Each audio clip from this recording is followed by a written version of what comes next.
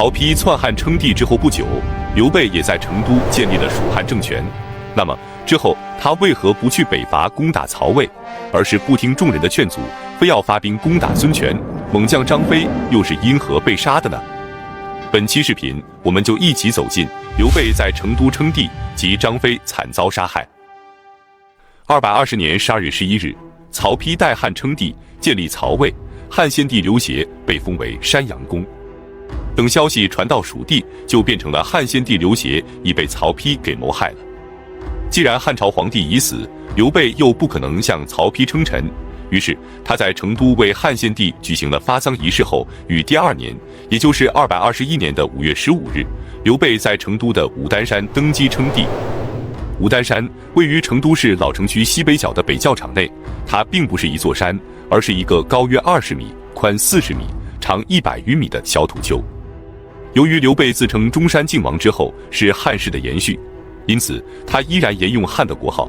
由于政权在蜀地，所以后人便称其为蜀汉。他任命诸葛亮为丞相，许靖为司徒，并设置百官，建立宗庙。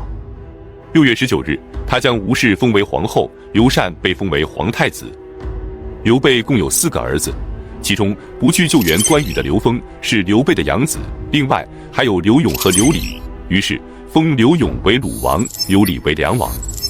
同年7月，刘备便以为关羽报仇为名，准备发兵征伐东吴。赵云得知后，连忙前来劝谏说，国贼是曹操，并不是孙权，只要灭了曹魏，孙权自然就会前来臣服。如今曹丕篡汉称帝，引起了很大的公愤，我们应该利用民情，立即攻占关中，然后占据黄河和渭水上游，到时候关东义士必将裹粮策马前来迎接王师。如果现在放置曹魏不管，反而先去攻打东吴，双方一旦开战就很难停止，这可不是上策呀。可是愤怒的刘备根本听不进去赵云的劝谏，依然执意东征。他让诸葛亮留守成都，赵云镇守江州，他亲自率领大军前去攻伐孙权，同时他让张飞从阆中发兵前往江州与自己会合。然而就在大军准备出发之时，张飞却被部下的将领给杀害了，这到底是怎么回事呢？我们之前讲过，张飞与关羽的性格不同，关羽能够很好的善待士兵，但他对士大夫却极为专横，而张飞则反之，他对士大夫们极为尊重，却经常打骂和惩处士兵。刘备曾经告诫张飞说，你经常鞭打将士，可还是要让他们侍奉你左右，这是取货之道啊，但张飞压根听不进去。果然，张飞在发兵之前，其属下的将领张达和范强便将其给谋杀了。之后，两人带着张飞的首级前去投奔了孙权。就这样，关羽和张飞都因为性格的缺陷害死了自己。刘关张3兄弟现在只剩下了刘备一人。他在得知张飞遇害的消息后大为悲痛，对孙权的仇恨更是不共戴天。孙权得知刘备准备发兵攻打东吴后，非常的担心，立即派遣使者向刘备请和，可刘备愤然拒绝，是要拿回荆州，并为关羽报仇。南郡太守诸葛瑾也给刘备写信说，陛下和关羽的关系确实亲密，可是与陛下和先帝之间的亲密程度相比，哪个大哪个小呢？荆州的大小与海内各州相比，又孰大孰小？所有这些仇恨，哪个应该当先，哪个应该当后，只要你稍微审查权衡一下，做出决定，不是易于反掌的事吗？可刘备还是听不进去，依然要发兵攻伐。这时，东吴有人得知诸葛瑾与刘备互通信件后，就给孙权进献谗言说，蜀汉与东吴即将开战之际，诸葛瑾却依然和刘备互通信息，而且诸葛瑾镇守的还是如此重要的南郡，不可不防啊。可孙权却说，我和诸葛瑾共事多年，他的为人我是知道的。当初他的弟弟诸葛亮出使东吴，我就让诸葛瑾出面留下弟弟，可他却对我说，我弟弟已经跟随了刘备，一无二心，我弟弟不会离开刘备，就像我不会离开你是一样的。所以如果论世上的君臣大义，我和诸葛瑾已经算是神交了，不是旁人可以离间得了的。至此，刘备与孙权的矛盾无可调和，战争已经是在所难免了。221年7月，刘备亲率蜀汉大军数万人马，从江州出发，准备对东吴发起大规模的攻伐。当时两国的国界已经西移到了巫山附近，刘备派遣将军吴班、冯习和张南率领3万大军先行出发。大军到达后，顺利地夺取了峡口，攻入东吴的境内。之后，他们在巫县击破了吴军的李毅和刘阿，占领了秭归。巫县即今天的重庆市巫山县北。此时的孙权已经将治所迁到了鄂州，并将鄂州改称为武昌，修筑了武昌城。面对蜀军的大举进攻，孙权任命镇西将军陆逊为大都督，率领5万大军前去迎战。同时，为了稳住曹魏，避免两线作战，立即派遣使者将于禁等人送回许都，请求成为曹魏的藩属，向曹丕称臣。于禁在襄樊之战的时候，大军被水淹没，举兵投降了关羽。之后，他被关羽关押在江陵之中。结果，吕蒙白衣渡江，占据了江陵，于禁也就成为了东吴的俘虏。现在，孙权为了讨好曹丕，又将他送回了曹魏。此时的于禁面容憔悴，须发皆白，见到曹丕之后，他跪地痛哭，心情颇为复杂。曹丕则以春秋时期荀林父和孟明氏的旧事来安慰他，并且让他官复原职，任命他为安远将军。于禁感恩戴德。之后，曹丕让他前往曹操的陵墓拜谒曹操，然而他却派人提前在曹操陵墓的墙壁上画了一幅画。此画的内容是襄樊之战的场景，关羽高高在上，庞德怒目而对，而于禁则对关羽俯首投降。当于禁来到曹操陵墓，看到此画的时候，既羞愧又恼怒，不久之后就郁郁而终了。对于曹丕的这种做法，着实令人唏嘘。对于被曹操称为生子当如孙仲谋的孙权前来称臣，曹丕非常高兴，大臣们也纷纷前来祝贺。但刘烨认为孙权是逼不得已才来称臣的，并没有臣服之心。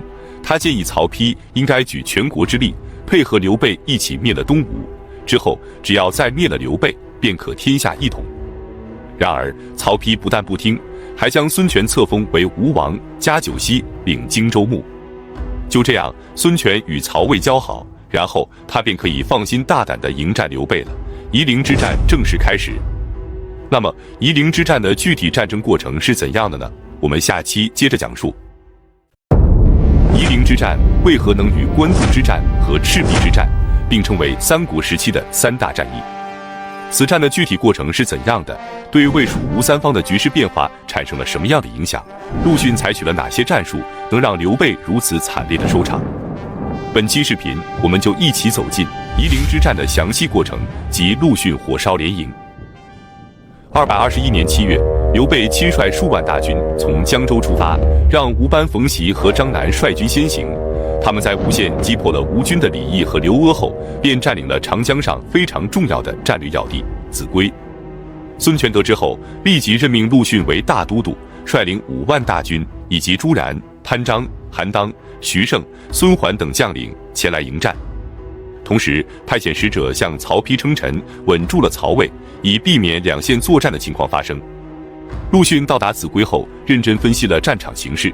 他认为蜀军兵势强大，居高守险，而且求胜心切，很难在这里战胜蜀军。于是他决定避其锋芒，伺机而动。他耐心地说服吴军将领，放弃在秭归决战的计划，果断实施战略后退，一直后撤至宜道和萧亭一带，即今天的湖北省宜都市到古老贝。随后转为战略防御态势，遏制蜀军继续东进，并且集中兵力准备伺机决战。至此，吴军完全退出了崇山峻岭，留给蜀军的则是兵力难以展开的数百里山地。222年正月，吴班和陈氏的水军率先进入夷陵，沿着长江西岸安营扎寨。2月，刘备准备亲率主力攻打萧亭的陆逊，黄权劝谏他说：“我军从水路出击是顺流而下，虽然容易进兵，但是很难后撤，不如让我率军先行，去试探敌人的虚实，陛下应该坐镇后方指挥。”可刘备不听劝告，亲率主力大军从秭归出发，前去攻打陆逊。到达夷陵之后，他任命黄权为镇北将军，率领大军驻扎在长江以北，负责防御魏国出兵偷袭。他自己则放弃水路，改为陆路进攻，同时派遣马良前往武陵郡，策反武西蛮夷。最终，蛮夷的部族首领沙摩柯率领万余大军前来助战，孙权得知后，立即让步至引兵驻守益阳。刘备的大军到达萧亭后，便在长江南岸安营扎寨，准备伺机攻打陆逊。陆逊让孙桓率军征伐蜀军的前锋，结果孙桓不敌，反被蜀军给包围了。他连忙向陆逊求援，可陆逊却拒绝发兵。由于孙桓是孙和之子，孙权的侄子，不能有所闪失。吴军的将领们不明白陆逊到底想干嘛，就质问他说：“孙将军身为公侯，现在正被蜀军包围，处境非常困难，为何不救？”陆逊说：“孙将军在将士之中很得人心，而且城池坚固，粮草充足，无需担忧。等我的计策全部实行后，即使不用救他，他也会自然解围。”就这样，陆逊拒绝分兵援助一道，避免分散和过早的消耗兵力。之后，陆逊继续扼守要地，顾垒不出，与蜀军展开了消耗战，从正月一直拖到了6月，两军仍然保持着对峙。可此时，蜀军已经深入吴境200-300公里，数万大军前来攻伐，粮草消耗非常巨大。刘备非常无奈，为了迅速与吴军展开决战，他决定采取诱敌之策。他派遣8000人马提前埋伏在山谷之中，然后任命冯习为大都，张南为前部都，傅匡、赵荣、廖纯、傅荣等各为别都。一切就绪之后，他让吴班带领数千人前往开阔的平地上安营扎寨，并且派人前往阵前辱骂东吴将士，诱导他们开城迎敌。只要东吴军出城迎战，埋伏在山谷中的伏兵便会立即将其包围，到时候数万大军同时发起进攻，前后夹击之下，东吴军必败。东吴的将领们见吴班率领几千兵力就赶在平原上扎营，而且还不停地辱骂激战，纷纷义愤填膺，请求出战。可陆逊觉得刘备之所以如此布阵，必定有诈，因此无论将领们如何请命，就是不同意出兵。东吴的老将们便对陆逊不满，讥笑他胆小如鼠。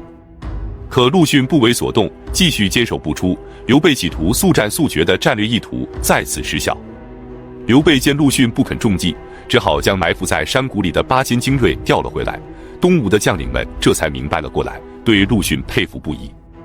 到了6月份，酷暑时节来临，蜀军的将士们被折磨得苦不堪言，无奈之下，刘备只能让大军转移到深山密林之中的溪水旁扎营避暑，40多座营垒连营100里，准备等到秋天凉爽之后再发动进攻。由于蜀军远离后方，军营又设在崎岖的山道之上，后勤补给更加的困难，再加上刘备连营100里，兵力分散，这让陆逊看到了机会。他立即给孙权上书说，交战之初，我最顾虑的是蜀军水陆并进，顺江而下，可现在他们却舍弃舟船，转移到了陆地之上，而且还连营100里。目前来看，蜀军的部署不会再有什么变化，既然这样，便有了可乘之机，此次击败蜀军应该并不困难。孙权收到信后，立即批准了陆逊的作战方案，于是陆逊便准备向蜀军发起反攻。首先，他派遣一小队人马进行试探性的进攻，结果却大败而归。然而，虽然此战未能奏效，却让陆逊找到了更好的破敌之法，那就是火烧连营。此时正值炎热的夏季，气候非常干燥，而且蜀军的营寨大多都是用木栅栏筑成，周围又都是树林和茅草，一旦起火就会烧成一大片。于是，一天夜里，陆逊让所有士兵带上茅草，前往刘备的大营。士兵们到达后，立即点燃茅草，顺风投向蜀军的军营。顿时间，蜀军的大营火光冲天，惨烈之声不绝，蜀军大乱。而且前面的大营着火后，顺着树林和茅草，很快就烧到了后面，几十处营寨纷纷起火。趁着火势，陆逊命令大军发起全线反攻。同时，他让朱然率领5000士卒与韩当的部下一起突破蜀军的前锋，前往蜀军后方的卓乡，切断其撤退之路。卓乡即今天湖北省宜昌市西。潘璋则率领部下猛攻蜀军的冯习，冯习大败，只能向西逃窜。诸葛瑾、骆统、周印等将领则配合陆逊的主力，从萧亭向蜀军发起攻击。驻守一道的孙桓之前被蜀军围困，结果陆逊不肯前来救援，心中非常不满。现在他才终于明白了陆逊的意图，立即主动出击，投入了战斗。至此，吴军全面发起进攻，蜀军的40余座营寨全被吴军打乱，难以组织起有效的抵抗。此战中，蜀军将领张南和冯习以及土著首领沙摩柯等人全部阵亡，杜陆和刘宁等人则卸甲投降。刘备见全线崩溃，已回天乏术，只能丢弃舟船，收集散兵，步行向马鞍山撤退。马鞍山即今天长阳县莫石镇境内。他命令大军环山据险而守，然而吴军紧追不放，很快就将马鞍山给包围了，并且四面出击攻打蜀军。此战中，蜀军又有近万人被吴军歼灭。刘备无奈，只能趁夜突围逃走，由将领傅荣率军为其殿后。他们将藤甲之类的易燃军用器具堆积在山道最为狭窄和险隘之处，然后纵火焚烧，抵挡追兵。可吴军还是将他们给追上了。傅荣率众抵抗，一直战到全军覆没，吴军劝其投降，可傅荣怒骂道：“吴狗，安有汉将军而降者？”最终，傅荣奋战而死。由于傅荣的拖延，给了刘备充足的逃跑时间。可是提前出发的吴将孙桓已经走到了刘备的前面，截断了刘备返回益州的要道。当刘备的败军走到石门山的时候，差点被孙桓给活捉了。所幸刘备逾山越险，摆脱了孙桓的追兵，一路向西而去。期间有人建议刘备从水路撤退，所幸刘备没有听从，要不然就和程基一样了。程基选择乘船逃跑，然而不久之后就被东吴的水军追上，程基奋战而死。就这样，刘备翻山越岭，从陆路逃回了白帝城，即今天的重庆市奉节县东。这时，潘璋和徐盛等人主张趁胜追击，继续扩大战果。可是，白帝城里有2万驻军，刘备到达后，又立即收拢散兵展开防守。赵云也率领江州的驻军赶来支援。因此，陆逊觉得攻打白帝城已经没有机会了，再加上担心曹魏趁机发兵袭击东吴的后方，于是下令停止追击，主动撤兵而还。9月，曹丕果然下令攻打东吴，但由于陆逊早有准备，魏军只能无功而返。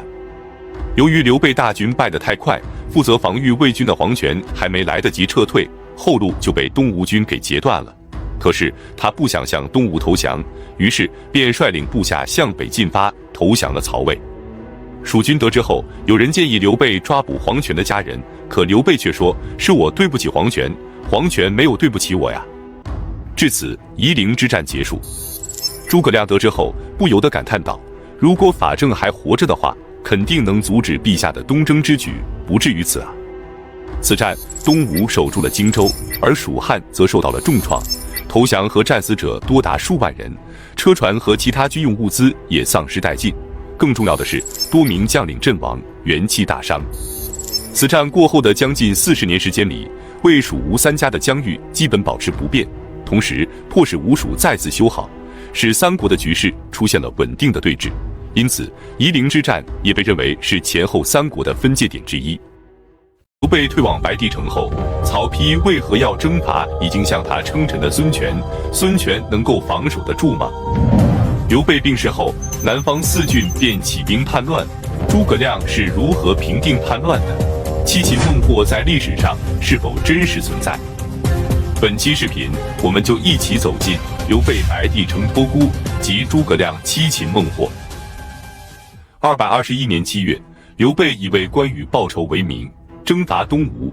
孙权一面派遣陆逊抵抗刘备，一面派遣使者向曹丕称臣，以稳住曹魏。第2年6月，陆逊火烧连营，刘备损兵折将，逃回了白帝城。这时，曹丕才意识到他被孙权给忽悠了，因为孙权向曹丕称臣有一个非常重要的条件，就是孙权需要将长子孙登送往曹魏为质。然而，孙权表面上答应，实际上却是一拖再拖，一直拖到刘备败退白帝城之后，也不肯将孙登送去。曹丕非常气愤，决定兵分3路征伐东吴。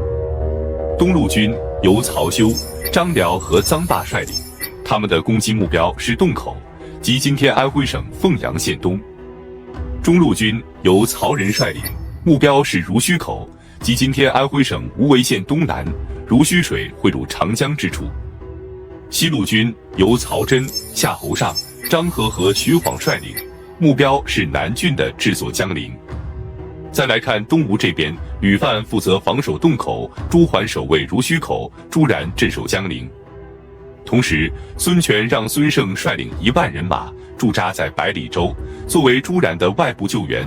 百里州位于今天湖北省之江市的南部，长江与松滋河之间的小岛，因其环江堤防长达100里，故名百里州。曹魏的西路军到达江陵后，张合便率军前来攻打孙胜，孙胜不敌，只好引兵退走。张合便趁机占领了百里州，使朱然与外援之间彻底断绝。孙权得知后，连忙派遣潘璋、杨粲以及诸葛瑾等将领前去攻打张合，却被张合打败。至此，魏军便牢牢地占据了百里州，彻底孤立了江陵城。曹真命令士兵们筑起土山，开凿地道，并在城边立起楼橹，居高临下地向城中放箭。东吴的将士们惊恐失色，朱然不断地激励士卒，并且趁敌军出现战术漏洞的时候，出兵攻破了敌军的2座军营，士气才有所提升，两军便展开了对峙。6个月之后，城中便开始缺粮，军心再次不稳。负责防守北门的姚泰与魏军勾结，准备开城投降，结果被朱然发现，以军法处斩。接着两军便继续对峙。那么在长达6个月的时间里，孙权为何不再派兵前来救援呢？因为曹丕是3路大军同时进发的，中路军的曹仁被朱桓给击败了，但东路军的吕范作战不利，被曹休等人大败，同样危在旦夕。江陵城虽然暂时被朱然防守住了，可是粮草已经耗尽，没有外援，如果继续坚持下去，城破也就是时间问题了。就在曹魏大军破城在望的时候，军营里却开始流传疾病，战斗力锐减。孙权趁机派遣使者前往曹魏，答应向曹丕纳贡，以求退兵。曹丕只好借机撤军，大军无功而返。孙权再次守住了曹魏的进攻，他担心蜀汉趁机攻伐。同年12月，孙权派遣使者向刘备请和，刘备只能同意，蜀吴2国重新通好。而且刘备自从败退到白帝城后，就一病不起。223年2月，刘备的病情加重，知道自己时日无多，连忙让诸葛亮从成都赶来白帝城，与李严一起接受托孤。诸葛亮到达后，刘备对他说：“你的才干是曹丕的10倍有余，因此你肯定能安顿国家，成就大事。如果刘禅可以辅佐，你便辅佐他；如果他没有才干，你便可以取而代之。”诸葛亮听后哭泣着说道：“臣必定竭尽股肱之力，忠心辅佐刘禅。”223年6月10日，农历的4月24。刘备病逝于白帝城的永安宫，享年63岁，谥号昭烈皇帝。之后将他的灵柩运回成都，葬于惠陵。惠陵位于今天成都市武侯区的武侯祠内，甘夫人和吴皇后去世后，也先后被埋葬在这里，因此惠陵为夫妻3人的合葬墓，陵前有汉昭烈皇帝之陵的墓碑。5月，刘禅在成都继位称帝，年仅17岁。他尊称吴皇后为皇太后，册封张飞的女儿张氏为皇后。之后，刘禅事无巨细都由诸葛亮决定。刘备病逝的消息传开后，雍凯便趁机发动了叛乱。雍凯是刘邦时期雍齿的后人，他听说刘备病逝后，立即起兵杀死了太守郑昂，并向东吴请求归附。诸葛亮连忙任命张翼为益州太守，前往接替郑昂的职位。张翼到任后，雍凯便借助诡教，鼓动百姓说张翼的长相像只葫芦，外表光亮，但里面粗糙，因此不值得杀他，而是将他捉拿后送给了东吴。孙权非常高兴，立即任命雍凯为永昌太守，并任命刘璋的次子刘禅为益州刺史。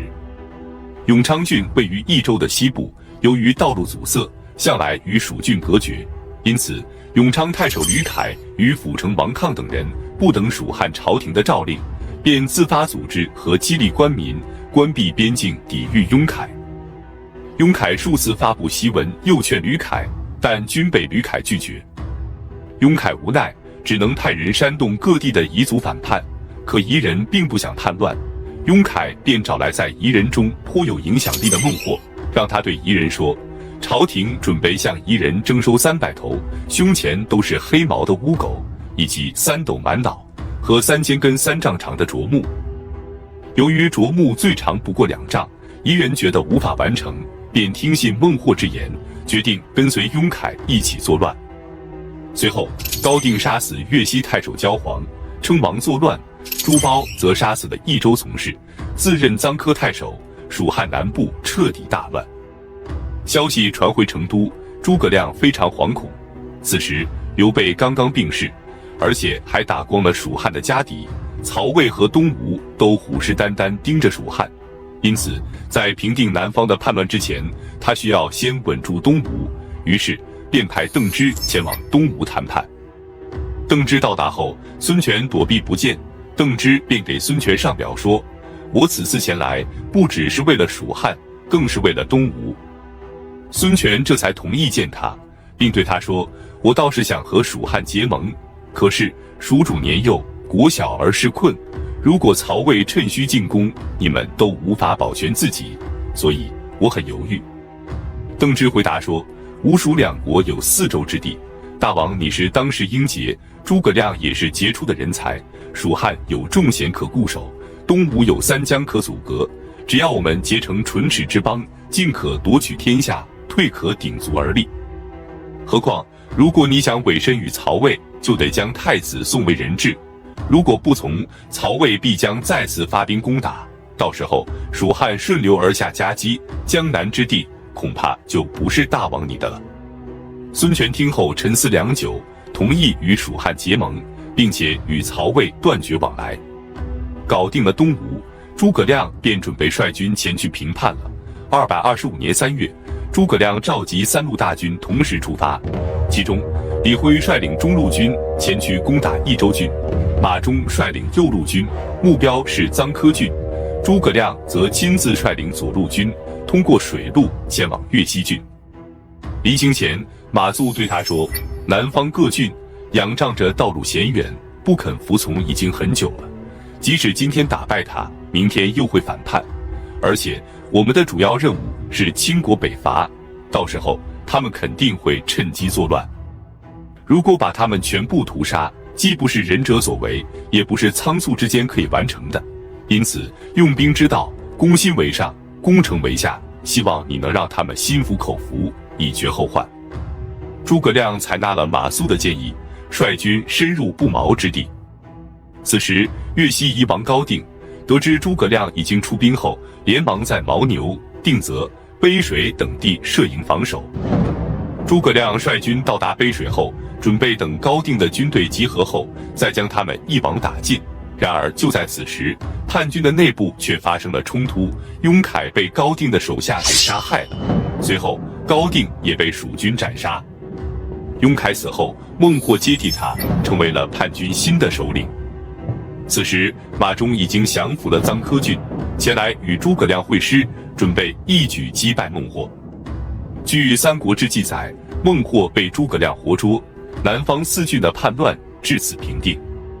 但《资治通鉴》则记载，孟获被蜀军活捉后，诸葛亮带他参观了蜀军的军营，并问他说：“此军如何？”孟获回答说：“之前我不知道你们的虚实，所以才被打败。现在我看过之后，觉得不过如此。如果再战，我一定能够取胜。”于是诸葛亮便放了孟获，让他整兵再战。之后又战了6次，活捉了6次，孟获才心服口服地对诸葛亮说：“你是天威，男人从此再也不敢造反了。”但是此记载不太符合实际，如此重要的事件，《三国志》不可能不记载。何况打仗不是儿戏，诸葛亮何苦在一个小人物的身上花费如此大的功夫？你觉得呢？如果有不同见解，可在评论区留言。总之，益州郡、永昌郡、臧科郡、越西郡皆被平定，诸葛亮任命当地的首领为官员，进行管理。有人劝谏阻止，诸葛亮说：“如果不用本地人，就需要留下军队保护，粮草就需要朝廷来供应。而且刚刚打完仗，彝人多有父兄战死者，必定再生祸患。如果让他们自己管理，则不用留下军队，彝人也能安心。于是诸葛亮便任用孟获等人管理4郡，只让他们缴纳金、银、丹砂、漆、耕牛、战马等军需之物。此战过后，直到诸葛亮去世，彝人再也没有发生过叛乱。而且此次南征，诸葛亮还利用当地蛮夷的兵员，组建了无当飞军，由王平负责统领。他们善于使用弓弩和毒箭，并且擅长野战，在之后的北伐之中发挥了非常重要的作用。12月，诸葛亮班师回朝，积蓄力量，准备北伐。